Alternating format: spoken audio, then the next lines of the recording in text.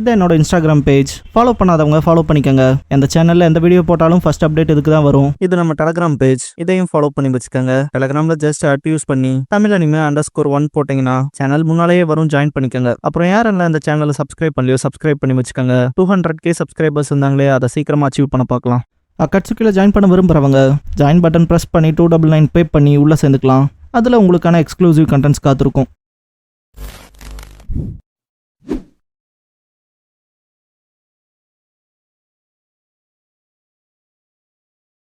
Hello guys, நீங்கள் பார்க்குறது Tamil anime 2.0 and நான் தான் உங்கள் சென்பாய்.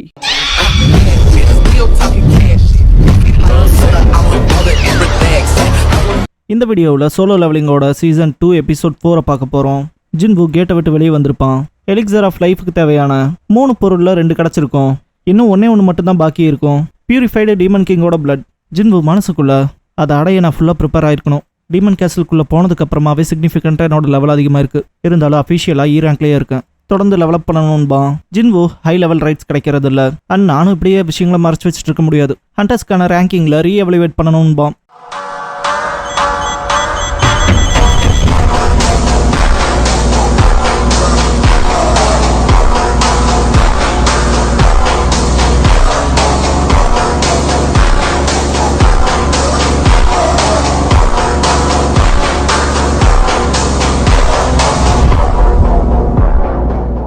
ஹண்டர்ஸ் ரேங்கிங்கான எவல்யூவேஷன் பண்ணுற இடத்துல காட்டுவாங்க. புதுசாக எவல்யூவேட் பண்ணிக்கிறவங்க தங்களை ரெஜிஸ்டர் பண்ணிக்கங்கன்னு அனௌன்ஸ்மெண்ட் ஓடும். ஹியூன் கீச்சுல் என்ன மாதிரியான பர்சன்ஸை நீங்கள் ரெக்ரூட் பண்ண போகிறோமோன்னு இவன் சி ரேங்காக இருப்பான், ரேங்காக இருப்பான்னு பார்த்துட்டு இருப்பான். ஒரு பர்சனை பார்த்துட்டு அதிர்ச்சியாவான். பேக்குக்கு கூப்பிட்டு இன்ஃபார்ம் பண்ணுவான். சங்ஜின் புரி எவல்யூவேட் பண்ணணும்னு சொல்லியிருப்பான் இல்லையா, அவன் வந்திருப்பான். அவனை பார்த்துட்டு தான் பேக்குக்கு இன்ஃபார்ம் பண்ணுவான். இதோ வரான்னு கிளம்புவான் பேக்.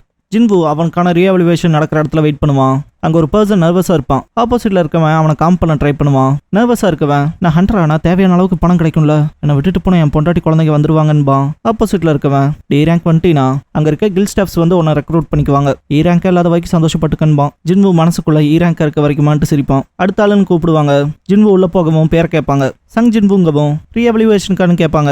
ஆமான்பா. அந்த லேடி எவல்யூவேஷனுக்கு பண்ண அதே டெஸ்ட் போல தான். பிளாக் கிறிஸ்டல்ல கை வச்சு காத்துருங்கன்பா. அந்த லேடி செக் பண்ணி பார்க்குறப்ப டிவைஸ் எரர் காட்டும். திரும்ப ட்ரை பண்ணி திரும்ப எரர் காட்டும். என்ன ஸ்ட்ரேஞ்சா இருக்கேன்பா. டிரெக்டர் வந்து இங்கே ஏதாவது பிரச்சனையான்னு கேட்பான். அந்த லேடி மிஷின் கோலர் ஆயிடுச்சு போல, எவ்வளோ தடவை ட்ரை பண்ணாலும் ரிசல்ட் காட்ட மாட்டேங்குதுன்பா.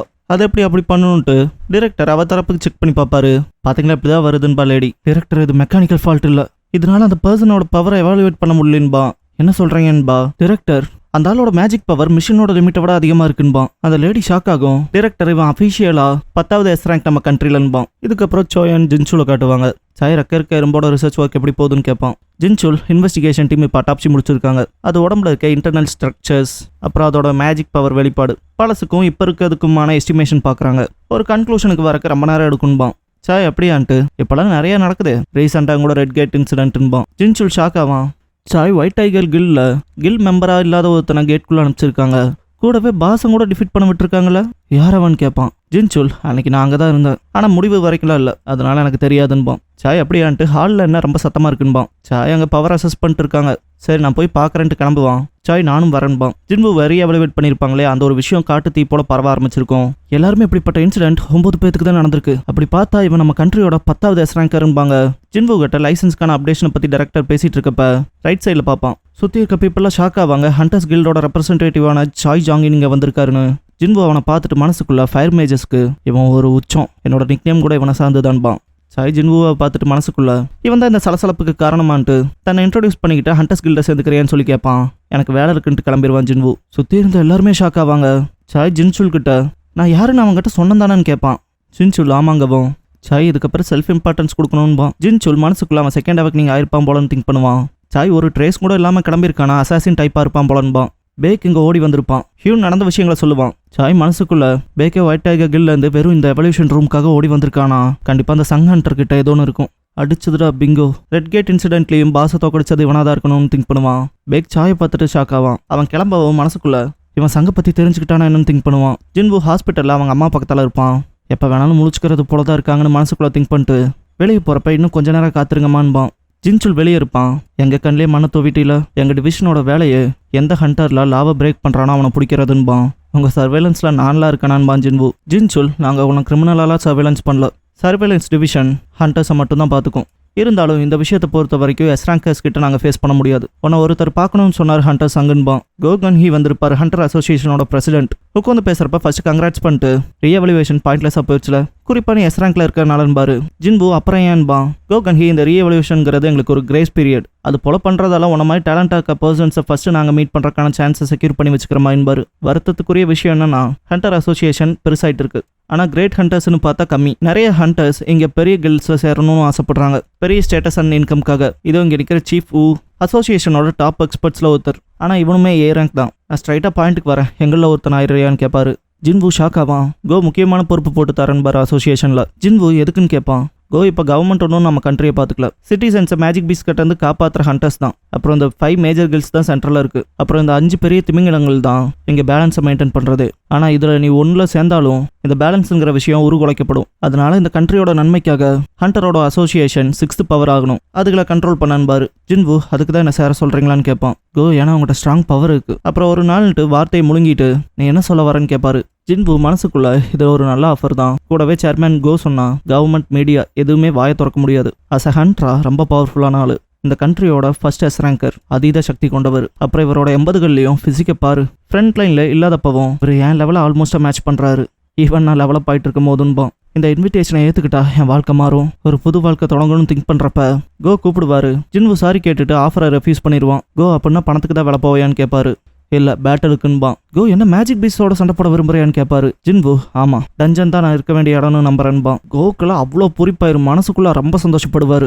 நான் மட்டும் என்னோட 20ஸ்ல இல்லை என்னோட 10 வயசு கம்மியாக இருந்தால் கூட இப்படிப்பட்ட யங் மேன் கூட இருந்து நான் சண்டை போடுறதுக்கு தயங்கி இருக்க மாட்டேன், ரொம்ப சந்தோஷப்பட்டிருப்பேன்ட்டு ஓவர்வெல்மிங் ஆவார். ஜின்பு கிட்ட எனக்கு புரிஞ்சுது, நான் உன்னை ஃபோர்ஸ் பண்ண மாட்டேன்ட்டு எந்திரிப்பாரு. ஜின்பு தங்கச்சி வீட்டில் தனியாக இருக்கான்ட்டு கிளம்புவான். எனக்காக நேரம் ஒதுக்குனதுக்கு நன்றின்பாரு கோ. ஜின்பு போகிறத பார்த்துட்டு கோ ஊகிட்ட எனக்கு எப்போ டைம் ரொம்ப வருத்தம் ஏற்பட்டது, ஈவன் எஸ் ரேங்க் ஹீலர்ஸாலும் கூட வயசை குறைக்க முடியாதுங்கிறப்ப. அப்புறம் என்னோட அப்பாயின்மெண்ட்ஸ் இருக்குல்ல, இதுக்கப்புறம் எல்லாத்தையும் கேன்சல் பண்ணிடு, இப்போ இருக்க மூட நான் ஸ்பாயில் பண்ண விரும்பல. அப்புறம் ட்ரிங்க்ஸ் பண்ண போகிறேன் வரையான்னு கேட்பாரு. மறுத்துருவான் ஜின்சூல். கோ அவன் குடிப்பானா என்னன்னு சொல்லி ஜின்புவை பார்ப்பாரு. ஜின்பு போகிறப்ப மனசுக்குள்ள D2 E ரேங்க் தான் அசோசியேஷன் பார்ப்பாங்க. நான் என் அம்மாவை க்யூர் பண்ண என்னால் குயிக்காக பண்ண முடியுமோ லெவலப் ஆகணும்பான். என்னால் லக்ஸுரியால் அது வரைக்கும் வாழ முடியாது, ஏன்னா நான் டெவலப் ஆகிட்டு இருக்கேன்பான். இதுக்கப்புறம் அமெரிக்காவில் காட்டுவாங்க. டாங்ஸு ட்ரீட்மெண்ட்டில் இருப்பான். என்ன மாதிரியான ஒரு லூசர் எதுக்கு பார்க்க வந்தீங்க டெபுட்டி டைரக்டர்னு கேட்பான். டெபுட்டி டைரக்டர் நிஜமானுமே அந்த சங் இல்வான் ஒரு மேஜிக் பீஸ்டா என்னன்னு கேட்பான். டாங்ஸோ இவ்வளோ பெரிய சம்பவத்தை பண்ணிட்டு போயிருக்கான், அவன் நிச்சயமாக ஒரு மேஜிக் பீஸ் தான்பான். இல்வான் விஷயத்தில் என்ன பண்ணாங்கன்னு கேட்பான். டெபுட்டி டைரக்டர் அவனை ட்ராக் பண்ணிட்டு தான் இருக்கான், இருந்தாலும் அவன் உன்னையே தோக்கடிச்சிருக்கான், அதனால அவனை பிடிக்க முடியுமான்னு சொல்கிறது கஷ்டம்ட்டு கிளம்பிடுவான். டாங்ஸு கடுப்பாவான். இல்வான் லாஸ்ட் வேர்ட்ஸா என் குடும்பத்தை நெருங்கணும்னு பார்க்காத, தொட நினச்ச செத்தாலும் உன்னை சும்மா விட மாட்டேன் இருப்பான். டாங்ஸு ரொம்ப கேவலப்படுத்தி தோக்கடிச்சிட்டான், செத்தாலும் விட மாட்டேன்னா அது என்ன பயமுறுத்துன்னு நினச்சானா அவன். எனக்கு எக்யூப்மெண்ட் வேணும், அவன் எங்கே போயிருப்பான்னு எனக்கு தெரியும், அவனை க்ரஷ் பண்ணுற மாதிரியான ஒரு ஆர்டிஃபேக்ட் வேணும்னு திங்க் பண்ணுவான். ஜின்பு ஆன்லைனில் ஆர்டிஃபேக்ட்ஸ் தேடுவான்.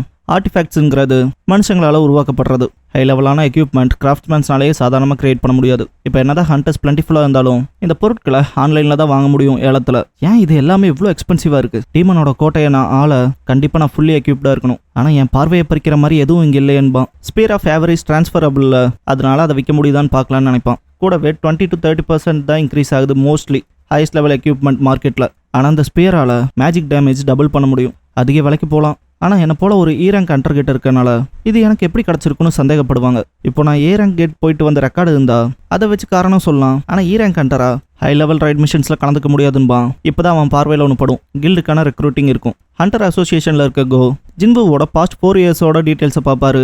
என்ன நேரில் பார்க்குறக்கும் ஃபோட்டோலையும் வேற மாதிரி இருக்கான், ஏதாவது ஃபால்ஸ் ரேங்கராக இருப்பானோன்னு கேட்பாரு. ஜின்சூல் அப்படிலாம் இருக்காது, ஏன்னா பல தடவை ரொம்ப மோசமான காயத்துக்கு உட்பட்டிருக்கான்பான். கோ கான்ஸ்டன்ட்டாக ஹாஸ்பிட்டல் போயிட்டு வந்தால தான் இப்படியா இருப்பான் போல இருக்கு, ஆச்சரியமா இருக்குன்பாரு.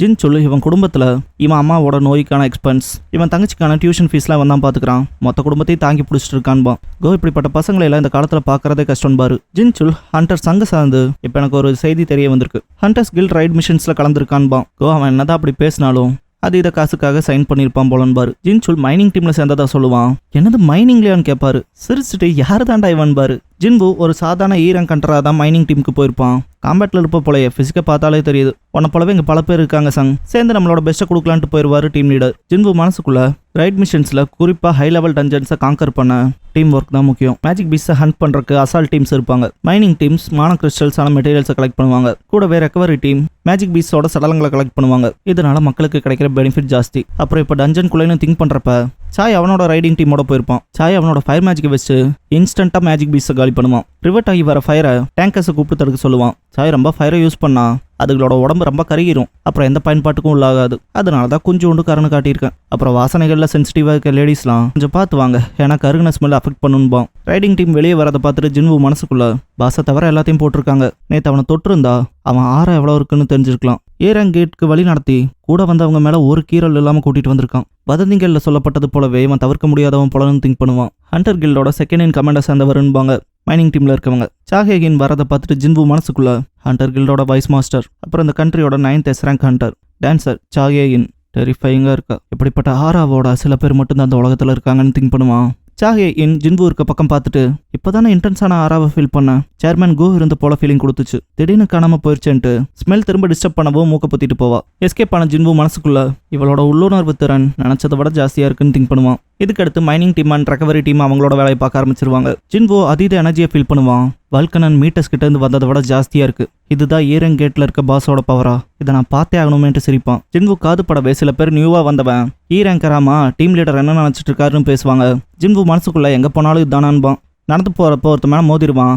என்ன பார்த்து போக மாட்டேயான்னு சொல்லி கத்தவும் ஜின்வு ஒரு பார்வை தான் பார்ப்பான். ஐயா உங்களுக்கு பிடிச்ச மாதிரி போய்க்கங்க ஐயான்ட்டு கிளம்பிடுவான். ஜின்வுவோட ஒர்க்கை பார்த்துட்டு டீம் லீடர் கூட இருக்க பர்சன் இவன் நிஜமாலுமே ஈரங்க் தானான்னு கேட்பான். ஏன்னா பிசிக் அப்புறம் அந்த ஒர்க் கன்சிஸ்டன்சி அதிகமாக இருக்குல்ல, அதனால கடவுளா பார்த்து நமக்கு அனுப்பிச்சு வச்சிருக்காருன்னு டீம் லீடர். லஞ்ச் பிரேக் வந்துடும், எல்லாரும் சாப்பிட போவாங்க. ஜின்வு வேலை செய்யறத பார்த்துட்டு வரலையான்னு கேட்பாரு டீம் லீடர். இந்த மைனிங் முடிச்சுட்டு வந்தாரான்பான். ரொம்ப உள்ளுக்குள்ள போயிடாதுன்ட்டு போவாரு. ஜின்வு ஏ ரேங்க் பாஸை நோக்கி ஓட ஆரம்பிப்பான். இறுதியா ஃப்ரீ டைம் கிடைச்சிச்சு, ஜஸ்ட் ஒரு லுக் விட்டுட்டு வரலான்ட்டு போவான். பாஸ் ரூம் முன்னால போய் நின்றுட்டு மீட்டர்ஸை விட ஸ்ட்ராங்கா ஃபீல் ஆகுது. எனக்குள்ள பாஸை டிஃபீட் பண்ணிடாதுன்னு காரணம் சொல்லுது. ஏன்னா அது செத்துச்சுன்னா அப்புறம் இங்க இருக்க விஷயங்களை கலெக்ட் பண்ண முடியாது. ஹண்டர் கில்டுக்கு தான் பெரிய நட்டம் ஏற்படும். ஜின்வு டேகர் வர வச்சு கொஞ்சமா டெஸ்ட் பண்ணி பார்த்தரலான்ட்டு கிரீப்பியா சிரிப்பான். இந்த இடத்துக்கு சாஹேகின் வந்திருப்பா. யார் அது, இங்க என்ன பண்றான்னு கேட்பா. ஜின்வு லைட்டா திரும்பும் போது திரும்ப கேட்கறேன் யாரு நீ.